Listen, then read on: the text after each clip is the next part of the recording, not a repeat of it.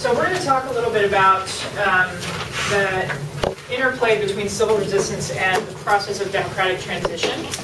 And the first notion I want to kind of bring out of this discussion before I talk to you about some general kind of framing data issues, and then Maciej is going to talk about his some sort of case-specific material.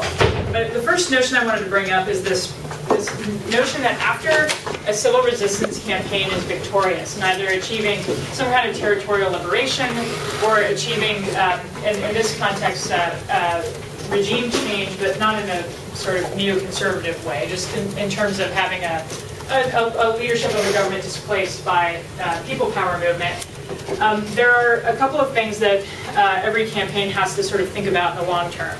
The first is that any type of major transition creates winners and losers, right? So there's always going to be some coalition of people that feel like they've been displaced or that they are otherwise marginalized in the society. And of course, a lot of the post-conflict reconstruction or transition research program is around trying to figure out ways to incorporate the so-called losers, the coalition of people that have been displaced, back into ordinary politics. And that's true whether you're talking about Civil War literature or anything. This kind of constant problem of what do you do with the people that are the losers of the conflict, and how do you encourage them to participate in the new system? How do you protect their rights to participate in the new system? And all of the issues that come up around that. And then you're also going to have, a group of winners, people that, if they've been successful, probably are composed of a very diverse group of people who have competing interests. So, you don't have to look any further than Tunisia and Egypt to understand that, the people that came together to sort of win the revolution now have to figure out how to represent their own particular parochial interests in the new system and make sure that they're being fairly represented. So I want to bring up a couple of kind of academic notions about why we might expect civil resistance to have a higher correlation with post-conflict democracy. And do you guys know Robert Putnam's work? Raise your hand if you've heard of Robert Putnam. Okay, so Robert Putnam is a Harvard political scientist who's super smart because he managed to get the National Science Foundation to give him a few $1 million to live in a villa in Tuscany for 2 years and study Italian democracy. This is what, very smart, very smart. And what he was doing was he was trying to compare why democracy or democratic responsiveness seems so much more effective in northern Italy and so much less effective and more corrupt in southern Italy. So he's looking more at the quality of democracy. And he makes this argument in his 2003 book, Making Democracy Work, that the reason that northern Italy is so much better at sort of representative democracy is because there is a higher degree of so-called social capital. The notion that associational life and civic life is much more robust in northern Italy. People read the papers. There are way more subscriptions to international newspapers. There are way more subscriptions to Italian news.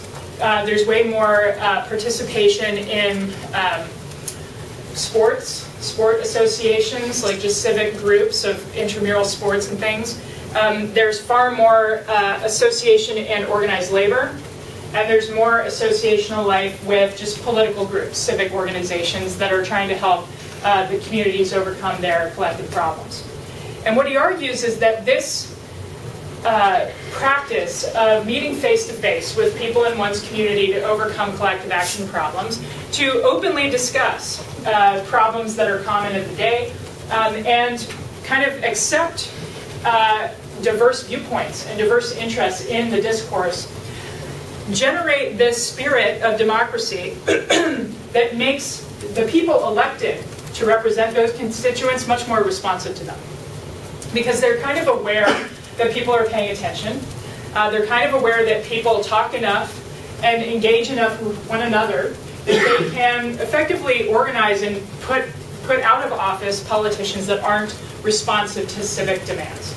So in a sense, that northern kind of spirit of democracy in Italy is working. Whereas in southern Italy, there is some social capital, but what is it? What's the most kind of organized? Mafia. Yeah, that's right.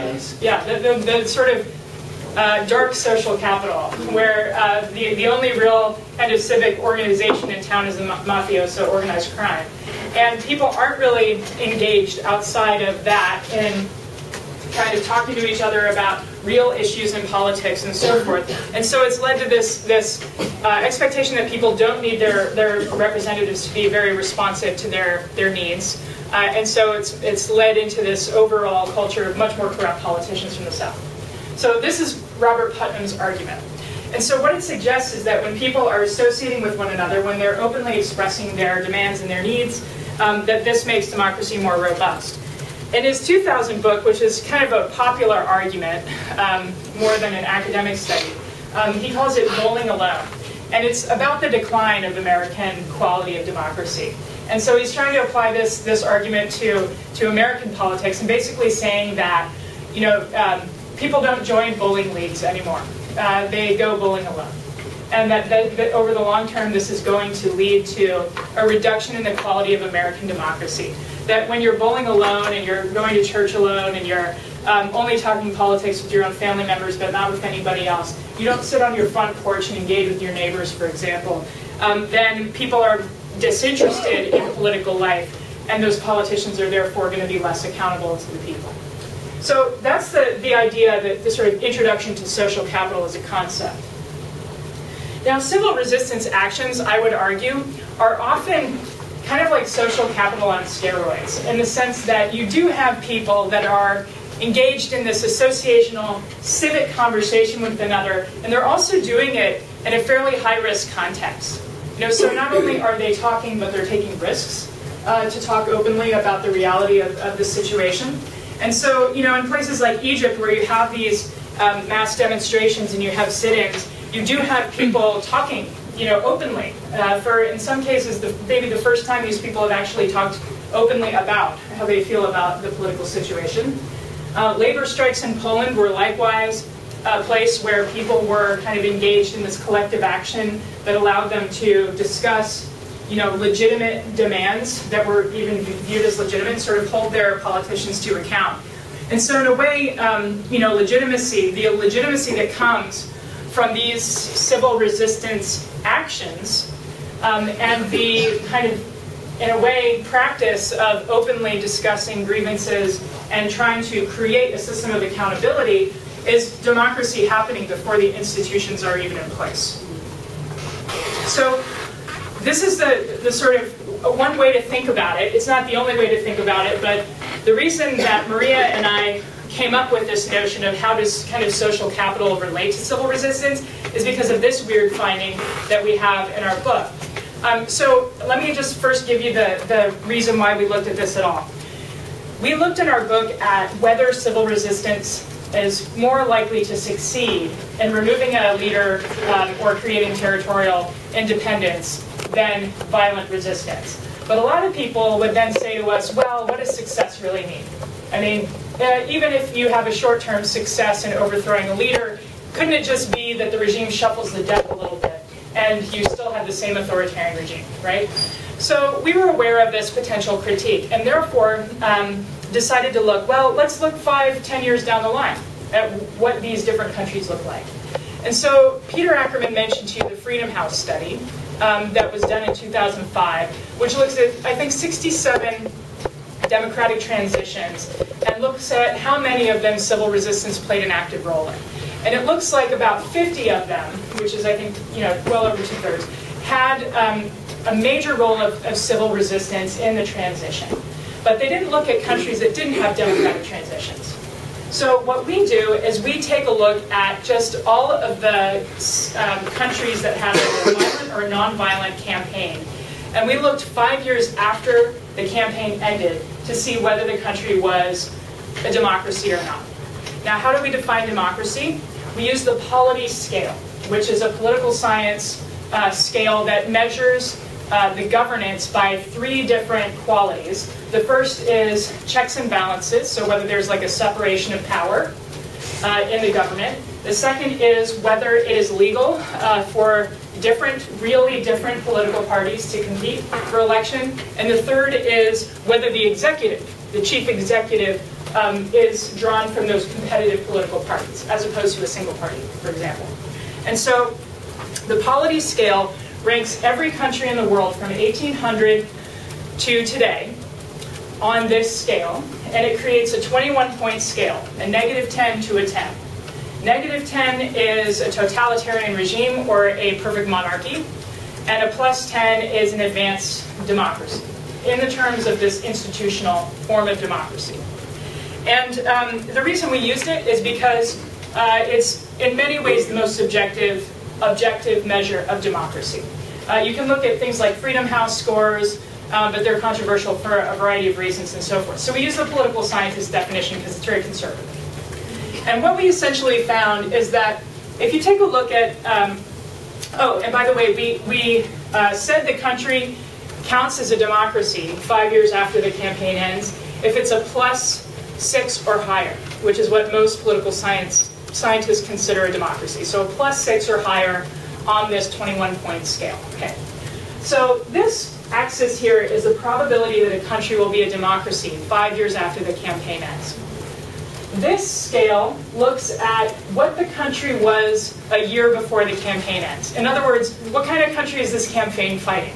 Because we want to control for that. We don't just want to look at what the country is afterward without considering what it was before. And we control for a variety of different measures like economic development, population size. We control for lots of the other correlates of democracy. And we hold those constant in the model. And what we found is that in countries that are facing violent campaigns, you can see here that the probability that the country is a democracy 5 years after never gets higher than about 55%. And that's even among countries that are democracies when the campaign is going on. In other words, a lot of, the democracies that are fighting violent insurgencies, even if they win against the violent insurgents, are much more likely to backslide into authoritarianism, right? Whereas if you look at nonviolent campaigns, they have about the same probability, about twice as, 2 times more likelihood of being a democracy if they're facing a full-on totalitarian regime than violent insurgencies. But look as you move up in this -5 to 5 range, you can see that the probability that the country will be a democracy 5 years after goes way up and then continues to rise if the campaign is nonviolent. So what this is suggesting is that even keep taking into account all of the other things that affect the democratic nature of a transition, that the method of struggle looks like it's impacting the nature of the regime that emerges, right? And I think that this is crucial because it's a little bit intuitive, but it's just basically saying that the way you fight determines the way you rule. Yeah? Yeah, 2 things. Are these successful campaigns or all consensus? All. So this isn't even taking into account whether it succeeds or fails. Okay, that's question 1. Question 2 is, the data that gave you these graphs, is that data available and open? Yeah, all the data that I have and all of the statistical commands that I use to create both the results and the graphs are available on my website. So you can download them, replicate them, do whatever you want to them. And that's the NAFCO 1.0, yeah. Which is non-violent, violent, there's outcomes and campaigns and outcomes. Yeah. Whereas there is also available NAFCO 2.0 already. Yeah, so you can get the 2.0 data, and that looks at each campaign year to year. So whether it changes in its composition, its size, and so forth. Mm-hmm. But this is basically saying, okay, so a lot of this might be driven in part, like these are like really intense findings right here, right? I mean, they're really, really striking. If you take out 1989, the effects are the same, they're just not as pronounced, right? So you'll have the same direction of the slope, it's just not quite as intense, okay? But it's still the case that countries that face a nonviolent campaign are much more likely to be democratic afterward than violent campaigns. In fact, okay, let me just move on through here. I already talked about that. So we also were interested in post-conflict civil war onset. So this is what happens to those losers? Do they mobilize an armed struggle? Do they try to orchestrate a coup to get power back or whatever? Well, what we found here is that there is a slight reduction in the probability that nonviolent campaigns are succeeded by a relapse into civil war. It's about 15% less likely. So it's not huge. It's not a huge substantive effect, but I would still rather live in the country that has the 28% chance than the 41% chance. So I think it's important. So basically what we're finding here is that countries that emerge from nonviolent struggles tend to be, something changes them in terms of their probability to have serious civic strife and a more repressive regime emerging afterward. Now, of course, there are going to be exceptions to this.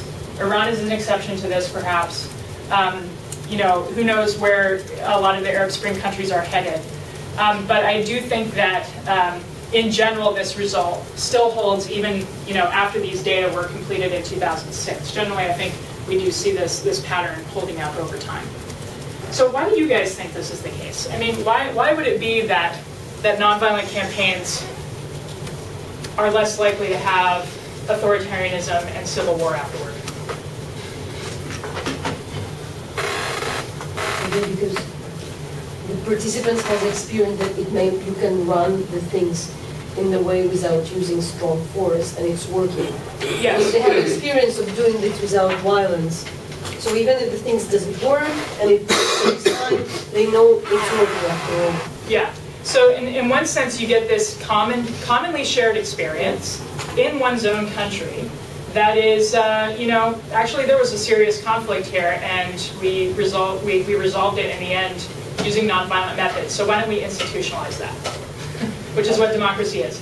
Democracy is basically using institutions to manage conflict in a way that's nonviolent.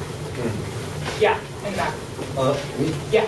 Also, I think that what you describe it to be winners and losers, there will be less tension between them when the campaign is nonviolent, to the extent that later on there are more chances for peaceful atmosphere where there is no revenge, etc. Yeah. So that's why there is success. Yeah, imagine like if you've just been deposed with a violent campaign. Okay, so now you're on the run. You're trying to find safety, and if you can't get out of the country, you're going to try to find it by arming yourself and the people like you, and holding out for an opportunity to either try to regain power, or at the very least, you're going to be defending yourself against what you see is going to be a very violent attempt to crush you, right? So in a sense, when armed rebels do actually succeed in taking power, they're often, to tell you the truth, very ruthless and routing all of the people that they've just defeated. And so it could be either because the new state is initiating a violent conflict toward now the opposition, or it could be because the opposition preemptively tries to defend themselves and tries to regain power. So that's, I think, a very common dynamic. Yeah. I'm not sure about this, but nonviolent campaigns may be more mass-based than violent campaigns, and you have smaller groups of people who see themselves as the winners and expect to kind of lead the country after violent campaigns. Right. Very good. Yeah. Yeah, it kind of relates to what Aston said, that it kind of sends the message that the majority of the population is backing the movement, and maybe will tend to respect this more. Yeah. Well, I think actually what happens is that the movement also has to respect that they wouldn't have succeeded without the diverse representation. And so they don't have to, but a lot of times it makes sense to try to incorporate those diverse interests into some new governing order. And nobody's saying here, and I certainly wouldn't argue that this results in any kind of perfect democratic system. And often, most comparative politics scholars say that between 20 and 25 years for democracy to really consolidate after a transition. But steady progress and the claim that one was part of a mass-based nonviolent uprising often will give them more legitimacy and more credibility as they try to be represented in the new system. I just have one comment, and it's very intuitive, but I kind of feel that public activity, and including ruling the country, is about how much you extend the spectrum of means that you use. That once you resort to violent means, it will always kind of strike back. Yeah, it could be. Yeah. Sorry if you covered this, but just a quick question about your data there. Is that 10 years after the end of a successful campaign, failed campaign, or both? Both. Both. When you break it down and disaggregate, you get a divergence? Oh yeah. The more successful the campaign is in the short term, the more pronounced the differences are, right? So nonviolent campaign, the order in terms of democracy and civil peace goes successful nonviolent campaign, unsuccessful nonviolent campaign, failed violent campaign, failed successful violent campaign. Or you mean successful violent. As the most likely to lead to a civil war. As most likely to lead to a civil war and a repressive government. Is a successful violence campaign. Yeah. Got it. Didn't you like that twist at the end? Failed successful violent campaign. Yeah. But I'm going to contemplate that one. Yeah, exactly. So that's how they line up in terms of the order that these percentages drop out. So let me. I'm actually going to move on to Maciej's stuff because he has some really good, very specific case-based evidence to demonstrate. I mean, very consistent with what I'm talking about. Actually, but he has some really. How can I contradict you? That's right. That's right. So he's got some really good stuff to demonstrate how this happens on the ground, actually. But here's the bottom line, the big takeaway. Number one is that the nonviolent campaigns are outperforming the violent ones. I've already mentioned the short-term success rates, but also in transition to democracy and civil peace. Now, nobody would argue that that creates perfect systems. Not at all. But the odds are that it's an improvement for many people, except for the losers, of course. And so the key challenge for the civil resistance campaigns is how do you deal with the losers in a way that's fair and that creates the stability. And then the second piece is that certainly compared with the nonviolent campaigns, that violent campaigns really do create this structural violence in the long term. That the damage done by the armed struggle often lasts far beyond the struggle itself, and so that's just something to consider in the long run. So with that, I'll put my happy quotes up, and then we'll do Maciej, and then we'll do the discussion.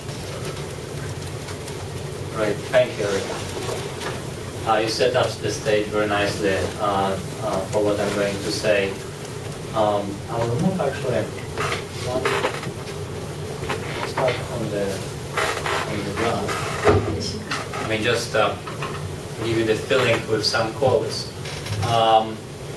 As from the Polish Solidarity leader, and that intuitive thinking, Maciej, that you spoke about, that was felt among the Solidarity leaders as well. He said, that those who are bringing down Bastilles, they are usually those who set up those Bastilles later on after the victory. And then the quote from, I think it's from FSI 2011, Civil Resistance from James Lawson, Reverend James Lawson, Civil Resistance about resolving oppression, after which its force continues to move the nation forward. And so both they emphasize this issue of the violence begets violence, and then non-violence begets non-violence. And I wanted to start first of all from this graph because to show you where the current research on civil resistance and democratization is, and I think show you also where I think the research should go from the point where we are. So first of all, Erica's studies, as well as the study that she referred, which I will come back to, the Freedom House study on how freedom is won, they start from this situation, that you have civil resistance that is challenging a certain repressive authorities, and then the breakthrough happens. And then they really don't analyze this part, but they take a one point in time on that spectrum, let's say 10 years or 5 years after, and they say, where those countries that we analyze here in terms of resistance and the struggle against oppression, where they are, let's say here or here. They really don't talk, actually, and they don't have data yet, and that's something that I think it's needed to be done, on what is going on during that transition in terms of civil society. Not what happened. What happened is important. I think it still plays a role. That's why I placed that arrow here. But also it's important how that civil society looks like, whether it's withdrawn or it continues to be mobilized, and what is exactly is doing. violently or non-violently, and then what kind of role it plays on the transition. So right now, it's really what we analyze, I think, with the current data. Forget about this, is the error, direct error from civil resistance that is before the breakthrough to the transition. That's what we're analyzing, because we don't have really data across the board on the civil resistance during the transition as such. And I think that's the next stage of the research that needs to take place. So this is the human rights Freedom House study that Eric already mentioned, and it analyzed 67 transitions between 1972 and 2005, and it shows that the transitions that went through the kind of top-down approach, whether they were usually the transitions initiated by power holders, negotiations between the elites, and oftentimes also experiencing violence. They have much lower probability for becoming democracies, and it's actually quite staggering, because it's almost like 5 times, at least that study, 14% vis-a-vis 64%. So it's what? It's almost 5 times higher probability for democracy to emerge when there is a bottom-up transition, where the determinative factor for pushing for that transition is civil resistance before the breakthrough.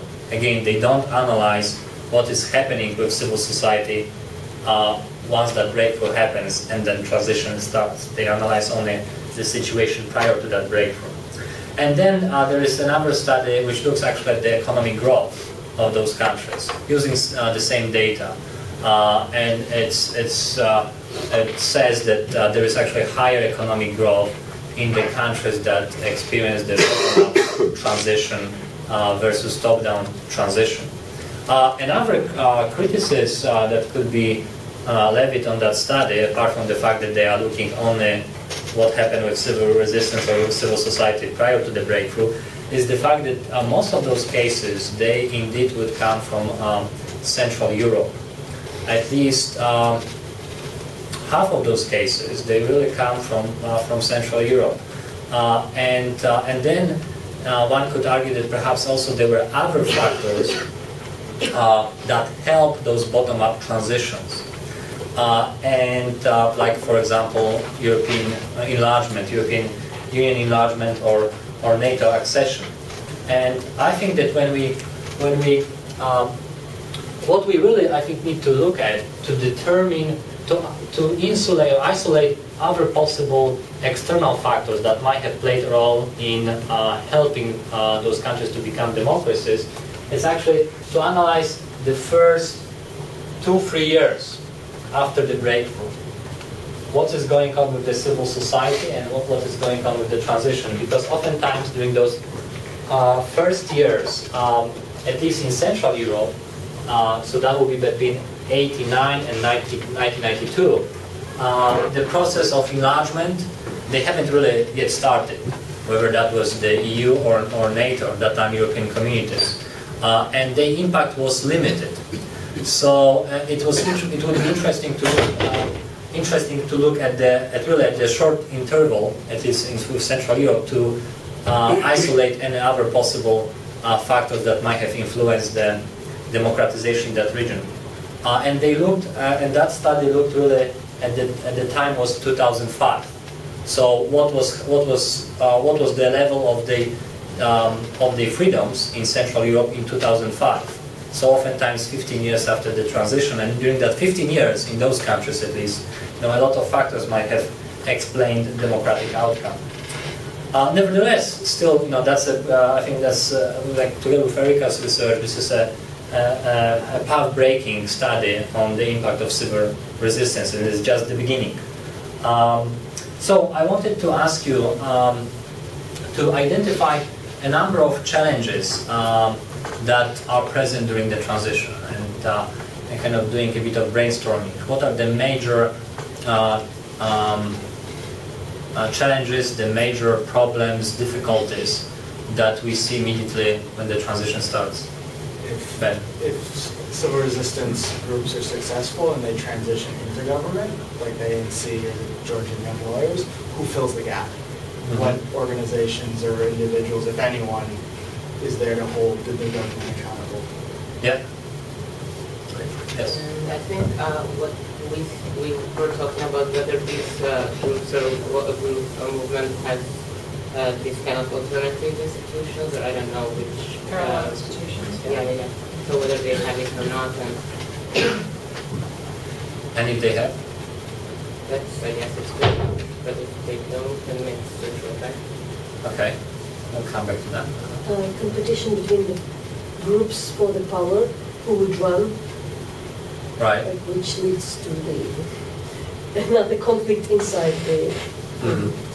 Yeah. I think the first challenge is about legitimacy. Who is going to run with the legitimate status? And usually this is difficult to achieve. So then we need the second step, which is to come to some sort of compromise between the different parties to agree on one way to move ahead. Usually it is through compromise, waiting for a constitution or for laws to be revised or whatever. The first is of legitimacy. Yeah. Who has the legitimate status to rule now. The point that, you win, as in win and orange, doesn't it make you legitimate? No, when you win, you mean even in civil resistance, when the result is we have winners and losers, as Erika said. Yeah. The fact that you are winners, usually they come from different political ideologies, political orientations. I'm talking from the Tunisian perspective. We have Islamists, we have leftists, all of them, they were against Ben Ali, against the regime. When he left, they found themselves in a sort of crisis. What to do now? Who is going to rule? So that's why they needed to bring someone from the old regime for a certain period of time, then to organize the first elections and to bring someone with complete legitimacy. Just depending on the government that has just been ousted, there's this real catch-22, and I don't know any solution to it. So the first is, if there's no system of free and fair elections, and there aren't even good rules about making sure elections are honest, and there's no history of free media, so media are just having to learn how to get up and report because elections depend on accurate information, and your political parties are not organized because they've just been coming out of hiding. You have this huge run.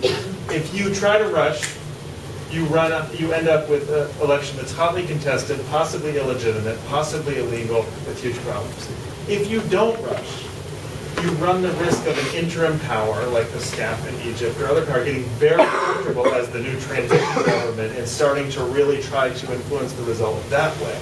But if you wait for all the perfect rules to get in place, your interim government may have already tilted the rules in their favor. And so it's an extremely difficult situation for any movement to be in. That's right, absolutely.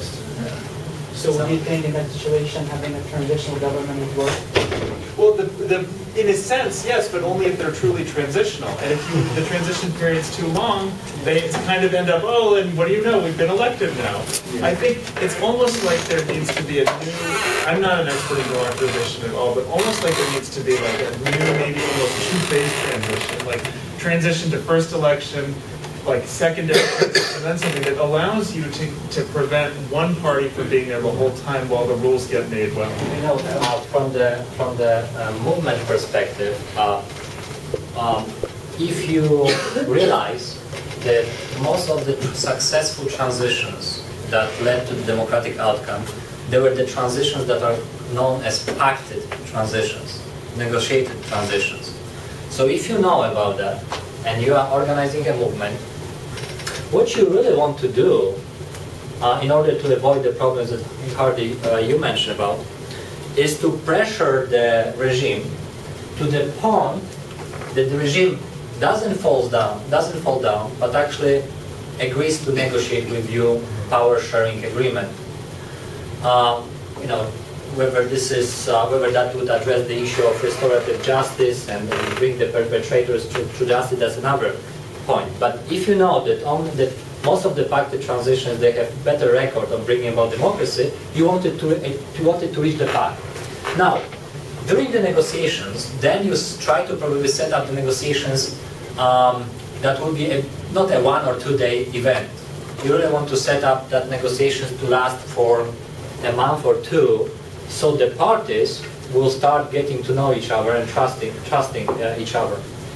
And also that gives also the time to prepare whether we want to hold elections and then perhaps devise the new constitution, or perhaps after those negotiations we should create a constitutional assembly that would first work on the constitution and then hold elections. I mean, during those negotiation phase, that's where a lot of issues could be discussed that are so difficult to resolve once there is a kind of open competition. Now, there are of course difficulties in bringing that about, because the dictators, some of them are so stupid that they stay till the end until they fall, and then there is a vacuum instead of actually predicting they fall and engaging in negotiations. In that sense, Polish Communist Party in Poland was a bit smarter than Ben Ali or Mubarak, because they realized that the end is coming, so it's better actually to negotiate before we would really fall down. And that actually provided a better, I think, possibility for the transition.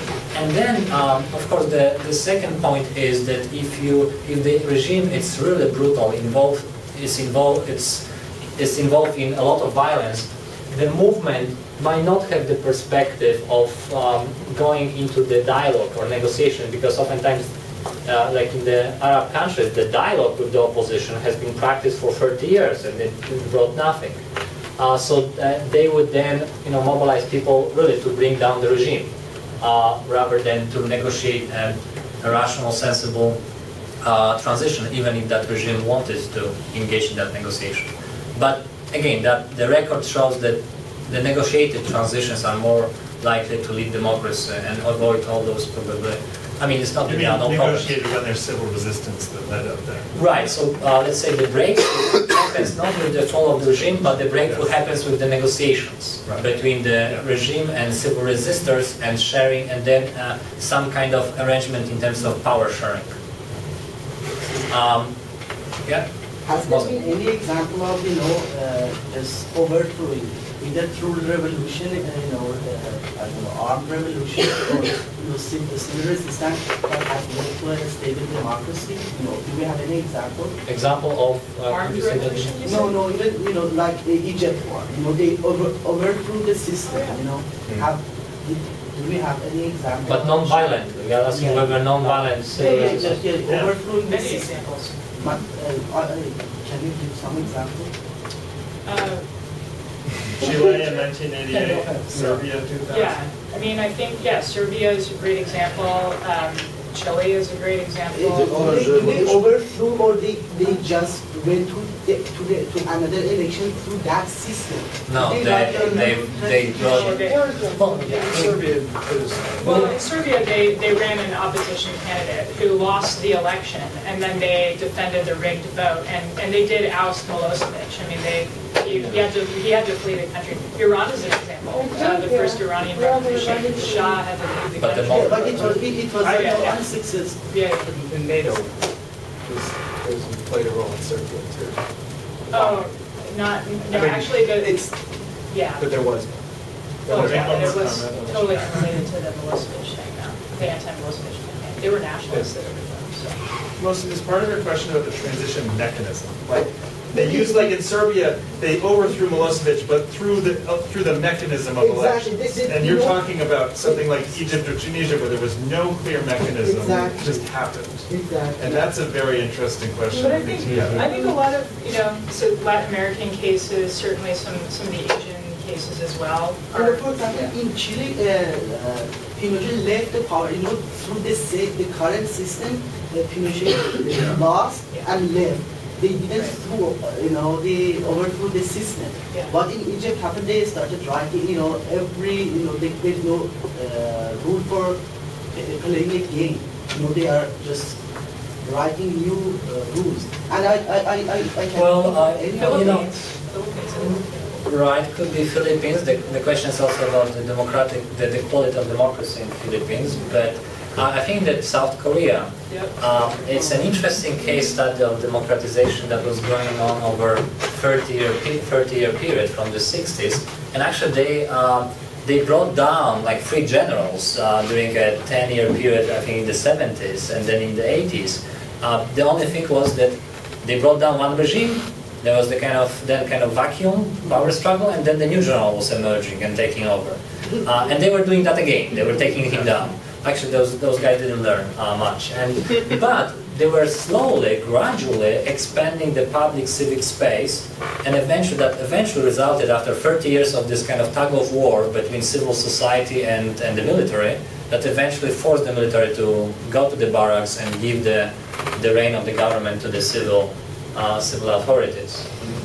Just an odd sort of point to add to that, though, it is interesting that Park Chung-hee's daughter is now in power, though. So you have, I mean, formally ousted military sort of dictator, essentially ousted through this like popular nonviolent citizen movement, and then later democratically electing his daughter into power. I mean, this is nothing. It's just an odd twist. This is nothing in comparison what Natalia can tell you when after Orange Revolution, taking down or preventing Yanukovych from taking power, and then he was democratically elected 5 years or 4 years later. Will be again. Who knows? Maybe will be again elected. Natalia. I'd like it's another. When we talk about the challenge, it's probably when the big part of the movement is stepping away from doing something and treating the whole thing as a victory rather than a process. So a big part of, like, as a case in Ukraine, and most of the people step away and they stop keeping their leaders accountable as if they are the saints, and then everything fails. Right. Actually, this is one comment that we were giving workshops in Scandinavia, and somebody mentioned to us one of the problems with the Egypt case was that so many of the youth activists then went on like a speaking tour all over the world. And so like the people with a ton of organizing experience were gone for like the first year after. They're doing their thing, and which makes sense, but it also means that in the most critical period, the people with the most experience aren't there to try to work with it. So. Yeah.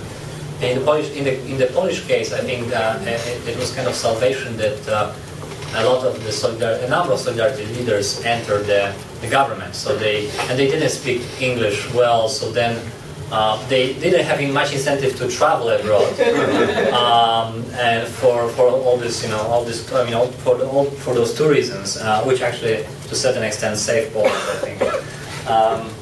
So, to go over those challenges that I listed, and you name a number of them. The frequency of elections, it's usually during the transitions. Usually there is a rule which might be, well, I don't know whether that would be good for Egypt if that rule exists there, but essentially the party that comes to power during that breakthrough, at the breakthrough point, is usually in 95% of cases, this is the party that will lose next elections, which the predictability or probability for Muslim Brotherhood to lose next elections is really high, and this is for various problems, but mainly because it's not possible really to address the economic problems within that first term of the government. Which then again, that lesson implies that those who are coming to power after the breakthrough has a very short window of opportunity to do things and to implement reforms. And Polish Solidarity in that sense was successful because they kind of went va-bank and introduced the Big Bang, it was called Big Bang theory in terms of free market reforms, which then whoever was coming after them, even if that party wanted to change the direction of the political and economic changes, it was not possible anymore to make those changes, and that's so they essentially put the process forward, and that was irreversible, at least in a short and mid-term perspective. It could have been reversed if someone was was trying very hard, but that would probably face the obstacle of the very active civil society that would prevent that. So there's this short window of opportunity. Sometimes we've got leaders that are very surprised by the outcome of the revolution, and they really come to power without the democratic, or without a reform agenda.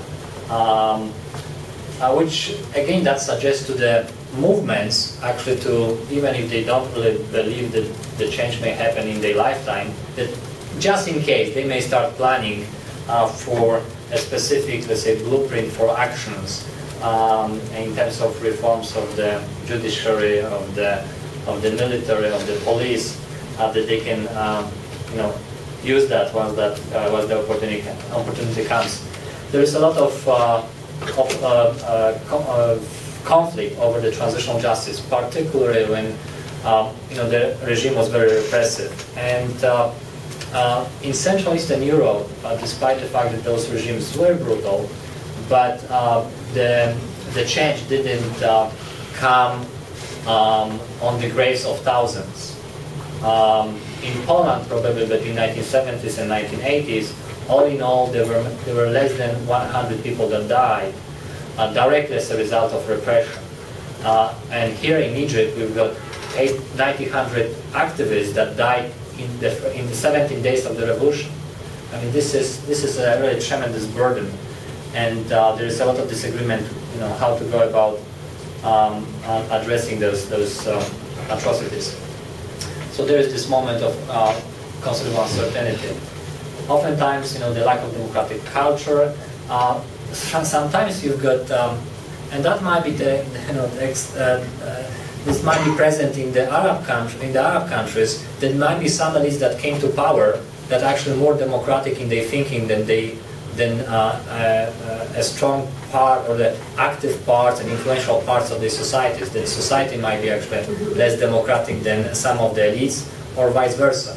That may actually influence them. I just wanted to add a comment. It's interesting because many figures in the Cuban internal opposition say that they are really relying on the exiles or the diaspora on trying to, on teaching them these democratic culture, because they've been living in democracy for a long time and how it works and how it's managed. Right, and then the response on the part of civil resistance movements, again, in the struggle would be, let's actually do activities, actions, and tactics and strategies that would teach us democracy while we are resisting. So it would be essentially the democracy would be tool of our resistance, whether we organize ourselves in a democratic way. That would then teach us and help us, provide us with mastering the skills during the resistance phase, and then we don't need to rely on the diaspora groups, which. I think this position has been criticized as a culturalist position. That for example, they said, look at Germany. They have done the worst thing that every country can do, and after the Second World War, they have then we run democracy without having that much experience, culture in democratic culture, and we are now we run democracy. So I think, because as far as I can remember, even British or so many people, they use this. Oh, this culture is not ready. You should take more time. Yeah. And I think it's a tool that is used, and is being still used that that doesn't have that much strong support. I mean, that was one of the reasons why the people couldn't think outside of the box and think about the possibility of the revolution in Egypt or Tunisia, because they thought that those societies, they don't have the culture of revolution or the culture of longing for openness, and that would never happen. Yes, so you are right. Perhaps I should rephrase that. Although some of those things are taken from the literature directly. Here probably the argument is about this juncture. In some parts of the society might want to do something else that elites and vice versa. But yeah, you are very much right. Yeah. I do think that there's some empirical findings that history of democracy is correlated with democracy. So like that there is something to the kind of reinforcement of the practices, but it's about the practices, not the culture, I think. It's just that, you know, experience with it more than the culture. Does it go other way around? Yes.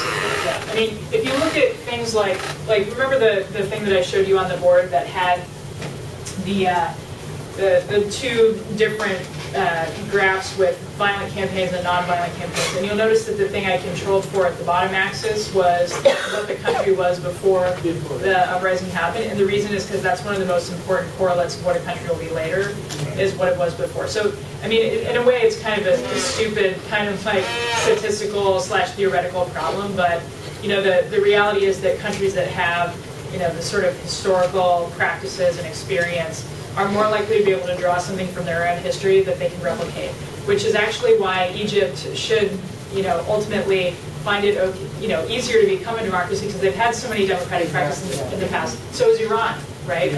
So they can actually get from their own history. I mean, a lot of the people in Egypt are saying we just want a restoration of the 1921 constitution or whatever, right? So this constitution writing is very interesting because I think in many developing countries in South America and in the Middle East, as soon as there is a change, they write a new constitution. You know, always, you know, oh, we should write a new constitution. We should, you know, constitution brings democracy. You know, this is in the same way, you know, people are thinking about elections. That elections bring democracy. Okay, so it's a lack of democratic practices then. And of course, some of the remnants of the regime, they do want to stay in power, and they may slow down the process of change. And of course, political violence present. There is really no transition that would not be associated with economic crises. Oftentimes, you know, there is a lot of polarization among the political class. Now, if you look at also a bit of brainstorming, when you look at the determinants of the or factors, elements that would play an important role in bringing about successful transition, what would be those factors? What elements would you name as playing an important role in eventual democratization, successful democratization? Transparency. Transparency of what? Transparency of like whatever decision you make during the movement, of what will you do, what's the movement success. Okay, so the clarity of what exactly the movement wants to bring about, what wants to establish, and you know, we had that discussion, and I brought this up at where I was at Prio, as you may remember. If you listen to the tapes of Ayatollah Khomeini before actually the revolution happened, which actually most of the Iranians did actually listen to it, there were not really a lot of elements that would suggest that he wants to build democracy in Iran. There was a lot of elements to suggest that actually he wants to build theocracy in Iran. So one can probably learn quite. That's why it's also important to listen to the movement's leaders and representatives, what really they want to build, and whether, you know, it's worth putting or investing in such movements or not. Actually, in his writing, there are so much of you know, building a theocracy, but in his speech is more democracy. In Paris, when he was in exile, he was asked, "What are you going to do? What is democracy like? What you have in France?" Exactly, he said this. You know? But you know, it's Islamic. You know, we consent. But you know, he was really. And when he was asked, "What are you doing?" He said, "I will go to CON, you know, the Center of Religious Studies. I'm not coming to participate into the, you know, government." Exactly, but you know, he was not honest at that. Otherwise, he said, "Oh, yeah, like what you have in France." So in writings was that was yeah, in his writing was theocratic. Yes. Separation of powers, and especially like the independent judiciary. Yeah. I cannot never pronounce it. Judiciary. Okay, so the kind of Montesquieu division of power, executive, legislative, and judiciary. What you are saying is actually that's what Lech Wałęsa, the leader of Solidarity movement, who was invited to come to Tunisia and went to Tunisia, and Maciej might correct me, on that. He actually came to Tunisia and said exactly what you are saying, that you have to build strong institutions and reconciliation before you really kind of try to prosecute people. And then the response was very kind of cold. They were saying, oh, you don't understand our reality. Because exactly you didn't have such a kind of repression in Poland like we had in Tunisia, and we have to go after the perpetrators immediately and strongly, which probably didn't happen, but that's what was the response. Whose response is this? I think he was meeting the main leaders, the main political leaders. He was meeting them. I don't know when was that? That was a year ago. That was in April last year. Yeah. But to tell the truth, nothing happened. Nothing happened anyway. Nothing happened. Oh, yeah. Well, but anyway, Poland is probably one of the worst case studies for dealing with this issues, right? Okay. Inclusion of minority groups and groups that have not necessarily been an important factor in the struggle, be they violent and non-violent.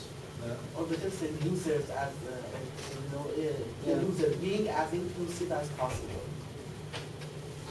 Which would be, I would understand that would be going beyond the political system that may provide even certain quotas for the minorities in the parliament. What else would that include?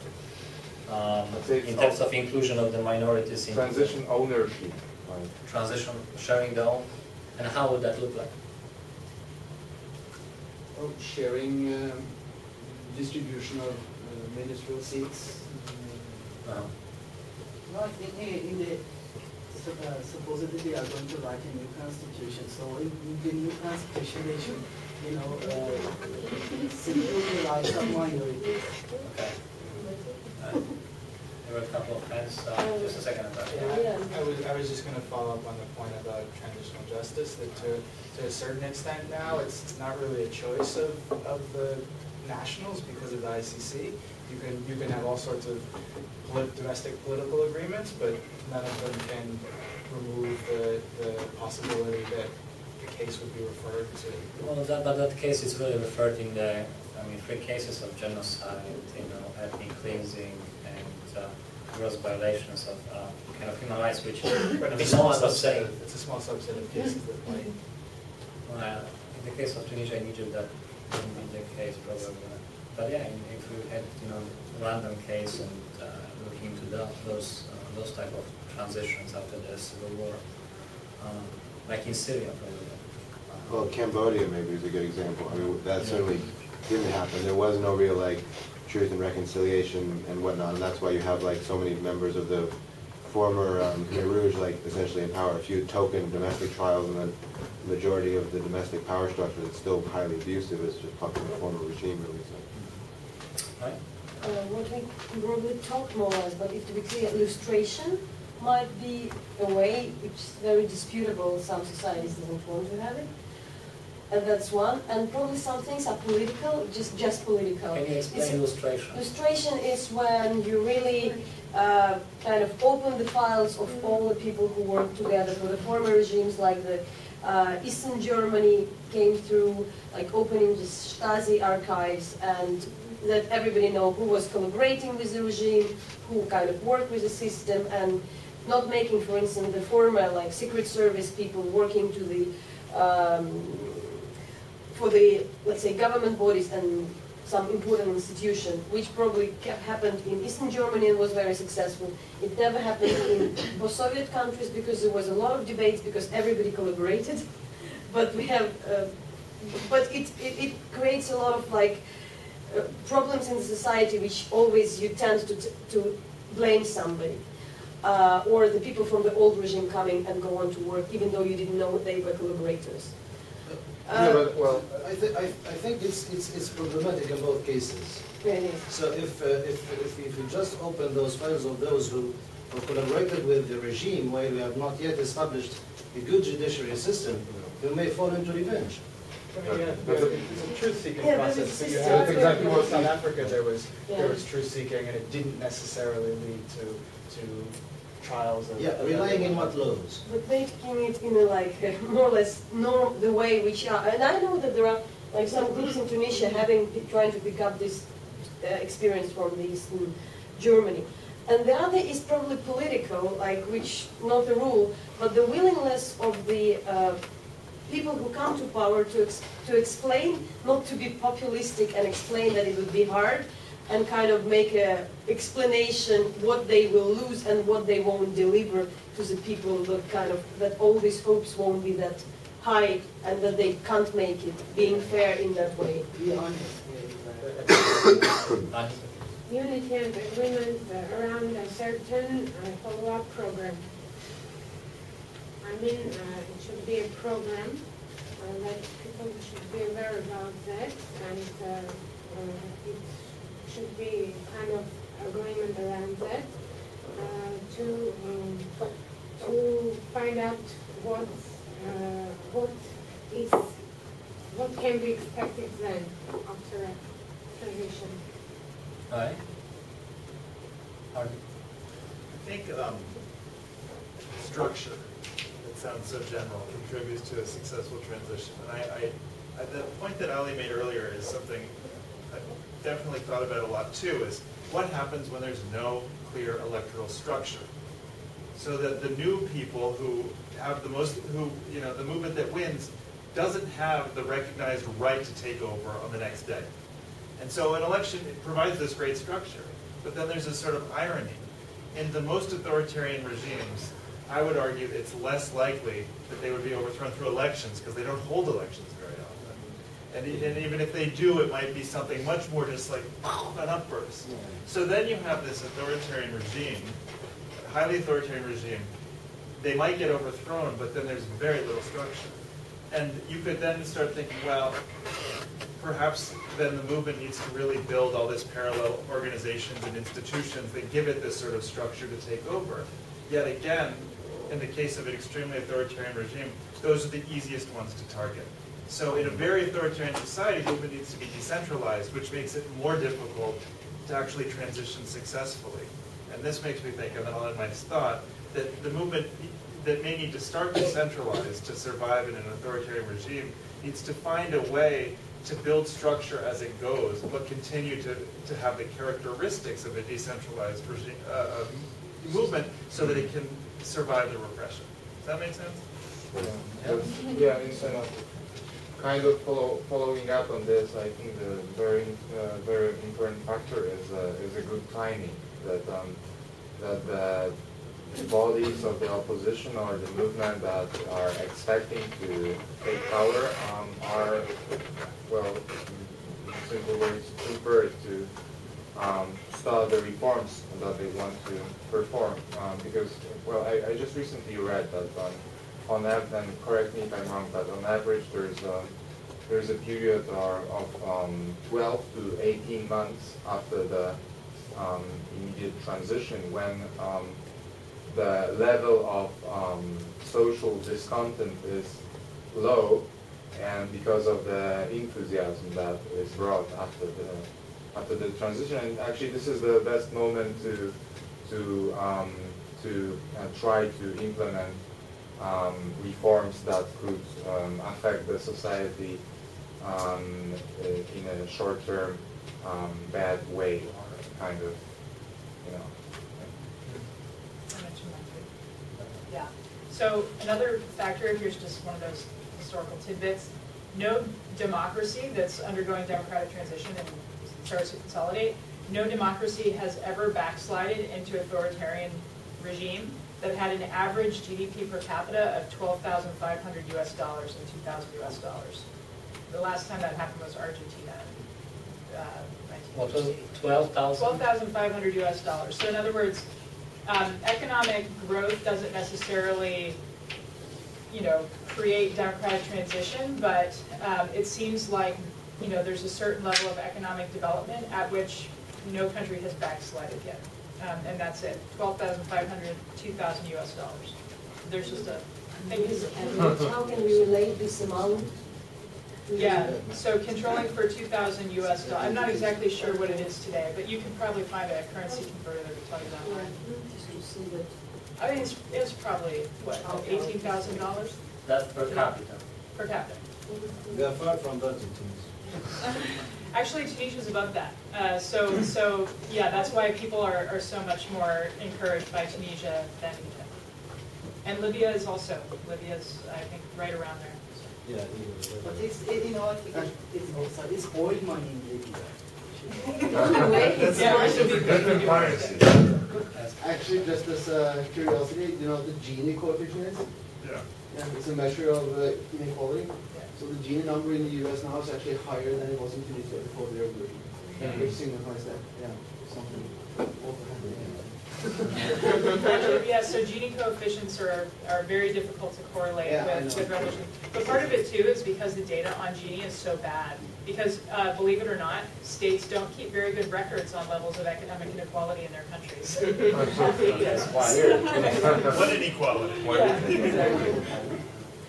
Okay, so going quickly through those factors,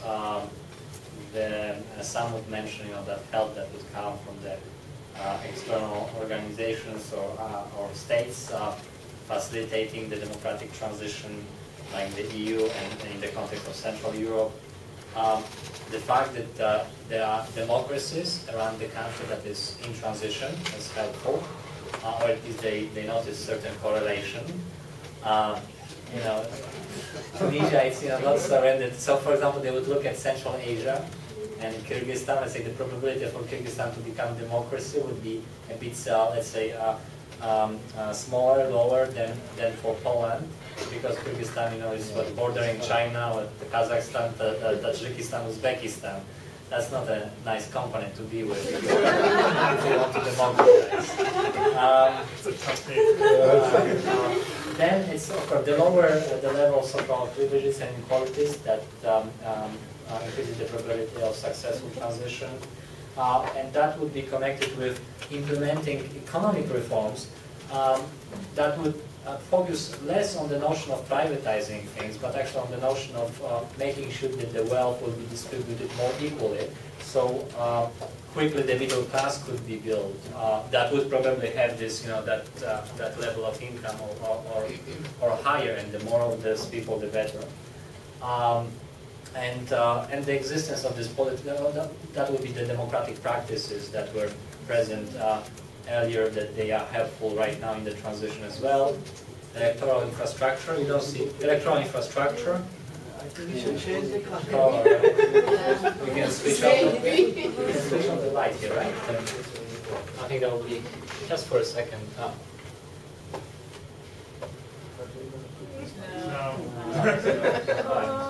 I would just say that. So you've got electoral infrastructure, then right sequencing of reforms, and this is kind of tricky because it's not set what kind of exactly reforms should go first and second. Yeah. In the case of, and this is Polish experience, and in Egypt and Tunisia that might have worked differently, but essentially it was the issue of whether to start with constitutional reforms or economic reforms. So kind of dealing with the political system. And the negotiations helped to deal with the issue of immediate elections. And then they decided to go ahead with economic reforms and really just to amend the existing constitution to fit a bit better with the notion of democracy, but really to focus on devising constitution while the process of transition is going on. And it took really till 1997 to have eventually a constitution that would be approved in the referendum. So it took 8 years to devise a democratic constitution for Poland during the transition. I think in the, where Cardi said that it's important to build the structures, and I think where this was very needed, the kind of new structures to set up. Maybe the issue of constitution and also that means institutions and norms might take a precedence over the economic reforms. Doing all those things together, that's really a challenge. You will not find probably examples where, too many successful examples where those things were done together and successful. Economic reforms and constitutional, institutional reforms. Independent judiciary, of course media, pro-democracy leaders, and then civilian control over the armed forces, and this issue of centralization or the concentration of power between executive. And so some people would point to Russia, and they said that the failed transition in Russia was precisely because of the emergence of supra-presidentialism there, which the power was concentrated rather than deconcentrated. And but I would also point to the fact that the countries that went through the successful transition, most of them implemented decentralization reforms, some sort of decentralization reforms, giving more powers to the local and provincial authorities. Not only more responsibilities, but real budgets to implement the new tasks that they were given. So decentralization seems to be correlated with a successful democratic transition. And finally, we've got this issue of civil society that is of interest to us.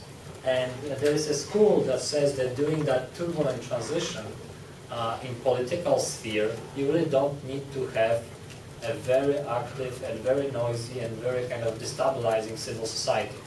That really doesn't serve the purpose of democratization. And it may actually produce more, I mean, that may, for example, deteriorate economic problems if you get more strikes, work stoppages during the transition, which that may kind of produce this vicious circle of economic crisis and deeper economic crisis if you don't have quiet civil society. And then there is this school that would say that there is actually that rebellious civil society, it's needed. It's sine qua non of democratic transition. And right now we've got only anecdotal evidences to suggest that the rebellious civil society might be more helpful, non-violently rebellious civil society might be more helpful for successful democratization than when there is the case of the quiet civil society. And here is a couple of those examples. In Serbia, the Otpor movement that brought down Milosevic, the leaders decided to turn the movement into a political party and run in the parliamentary elections in Serbia. And they received 0.4% of the votes.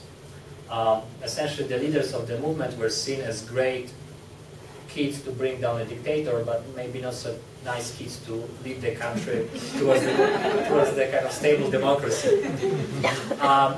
But I think that was actually the luck in unluck.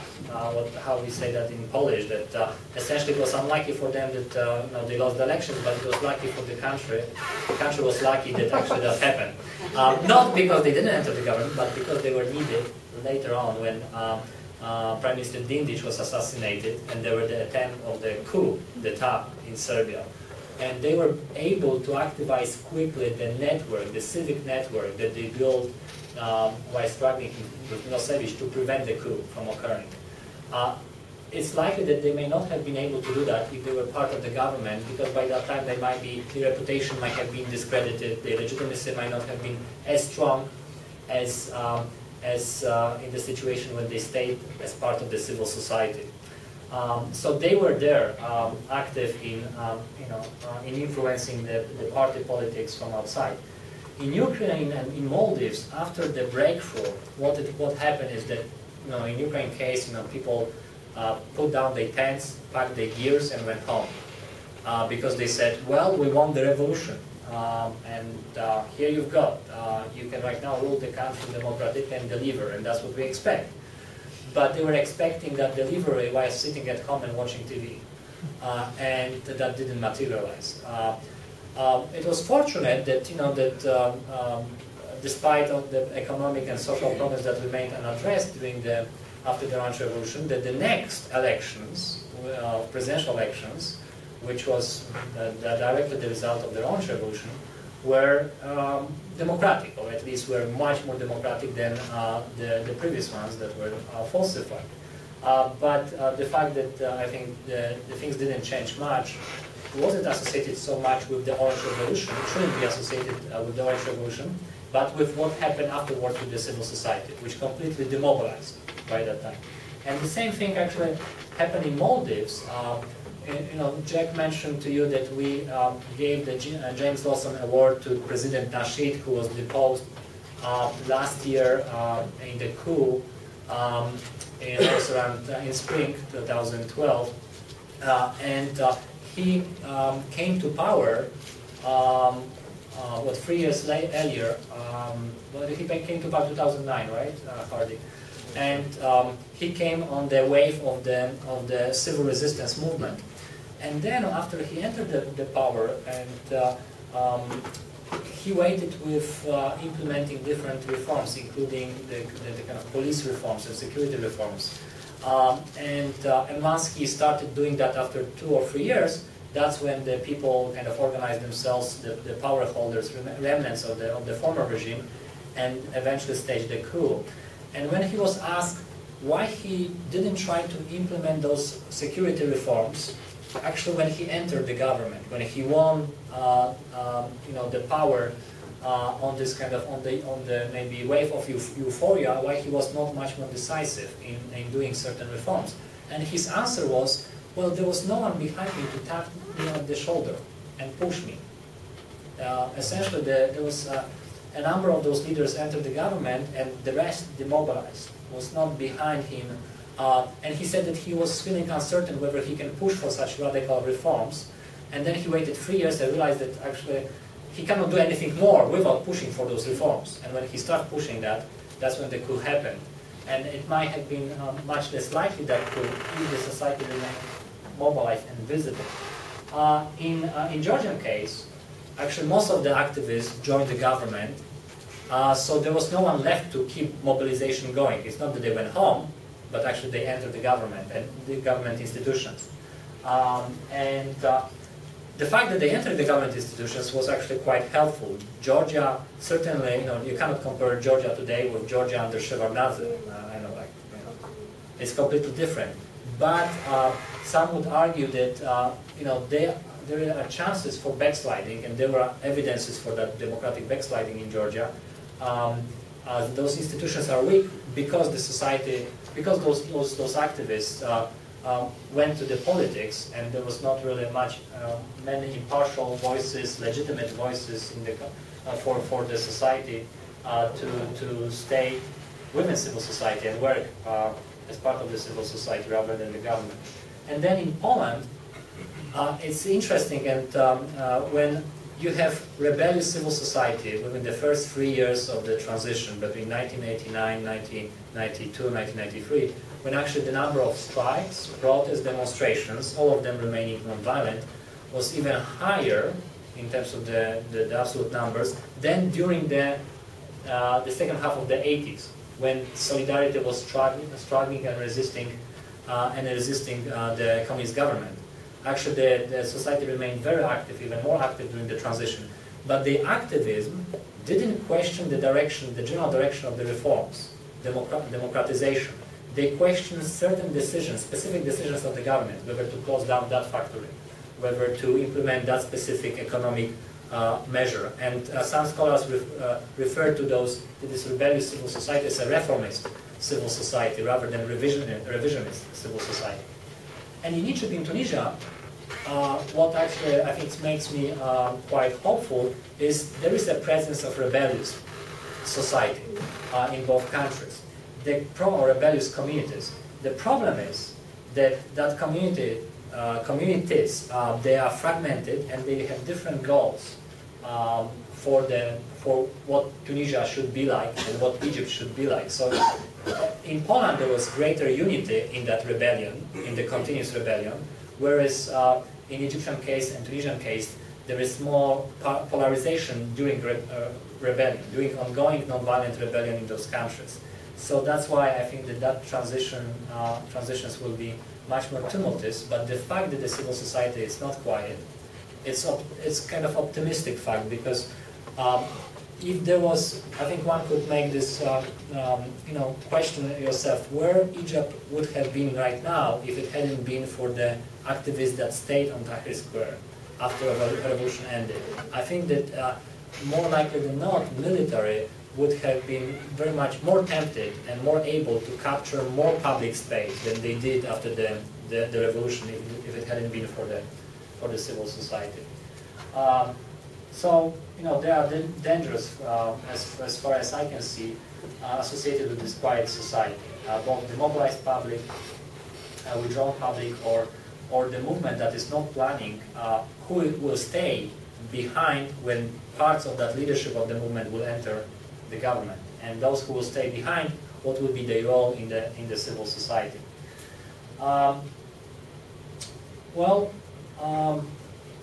We can, if you want, we can actually engage in that discussion, which I had this with some of you during the World Cafe,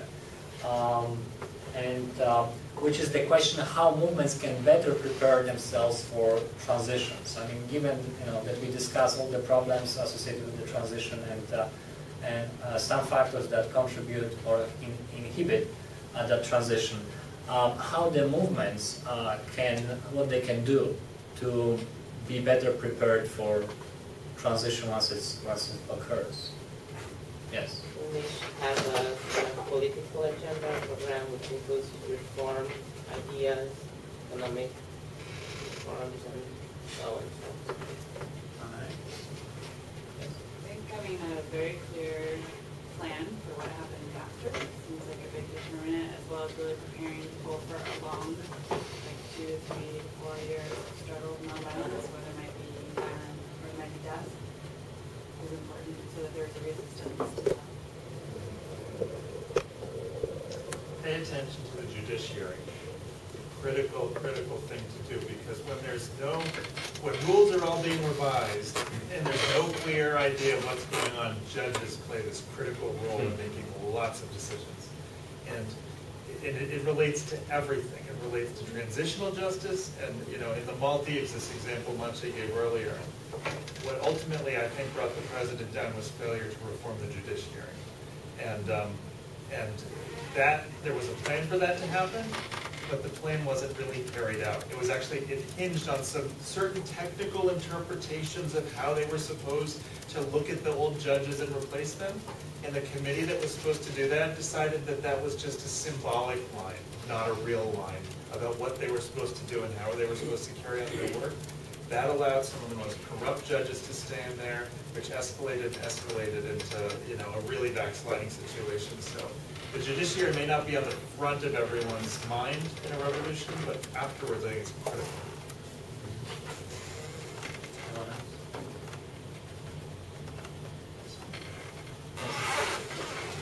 With the case of Tibet, we have a Tibetan movement, but then we have also set up an exile government, which now is called Tibetan administration. And in that case, we have a system, we have our own elected prime minister, ministers, and education systems, and judiciary, though we don't have that much power. But then we have a set of systems. So in that case, I think it would be very easy for Tibetans to have a better Tibetans movement become successful, because we have kind of experienced of all this judiciary, election and democracy in exile. I think one of the other good conditions is to be less ideological.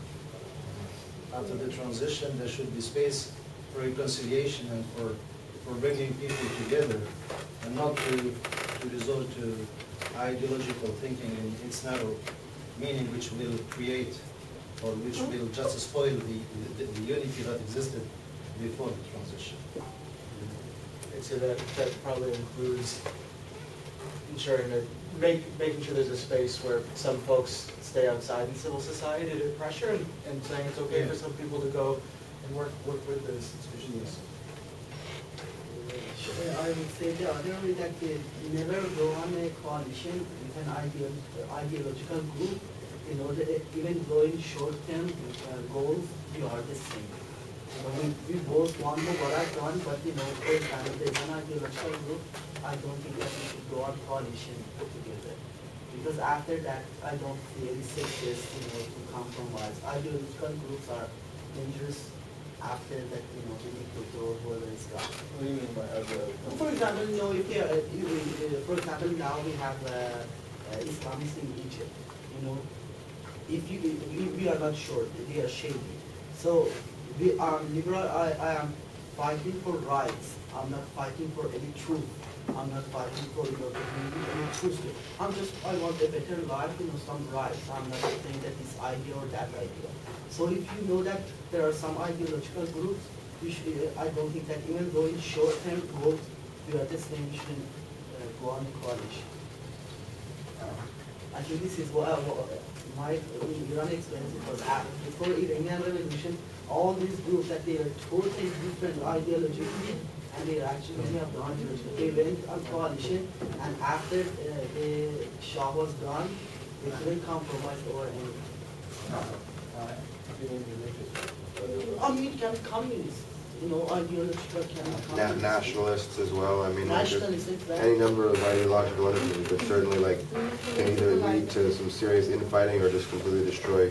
And you end up massive marginalization of. For example, courts and nationalists, court during the independence, Kurdish people helped Turkey to get its independence, and after that, because they were on coalition with the nationalist term, they couldn't get anything because those Turkish people, they were ideological, they were not fighting for some rights. Yeah, I see your point, but it's probably hard to distinguish where kind of the limits go. When are you too ideological? When are you? My guess is that most of the Islamists would call liberal secular opposition highly ideological, right? So the problem is all politics is founded on a certain set of ideological principles. I think the question is whether the structure that we want to set up, how we share the power and how we change the power, whether the rules of the game, the general rules of the game, are acceptable to everyone despite the ideologies. Then the question is, whether everyone agrees on that rule of the game, on the rules of the game. Probably that would mean that everyone is involved in setting those rules, and then whether everyone follows them once they are kind of in place, which assumes quite a degree of trust, which usually the trust is developed during the resistance phase. If there is a healthy civil resistance movement, there will be a lot of interactions between various ideological groups and friendships also made, which play a role actually in then building the trust and perhaps setting the rules of the game and trusting that they will be followed. In the context of revolution in Egypt, there was certainly certain trust established between liberal or intellectual groups associated with April 6 movement and the workers, because April 6 movement was set up as a form of solidarity with the workers.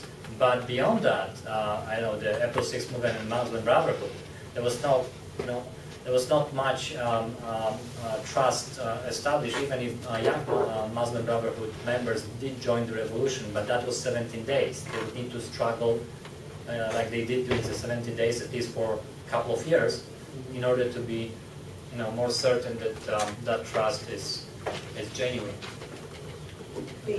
So probably like a risk assessment, like playing a lot of scenarios, what can happen if that's one. The outspoken commitment to the minority protection that everybody from the beginning know how it would be done, which can also involve the larger group. A tricky one, maybe it's like a shadow cabinet or something like that creating, which is very tricky because for some movements, some people doesn't like if you hasn't yet won but already dividing the powers. But you should be prepared in some way to find a mechanism that it's not really, that it's working and it's not so shameful to do so. And one we didn't talk, I don't know how to treat it, because I think one of the biggest problems can be generalized in a way that the challenges of human greed, that's the whole issue about it, and how to make the kind of commitment or public pledges against, like that when I come to the power, I don't know, some kind of pledges.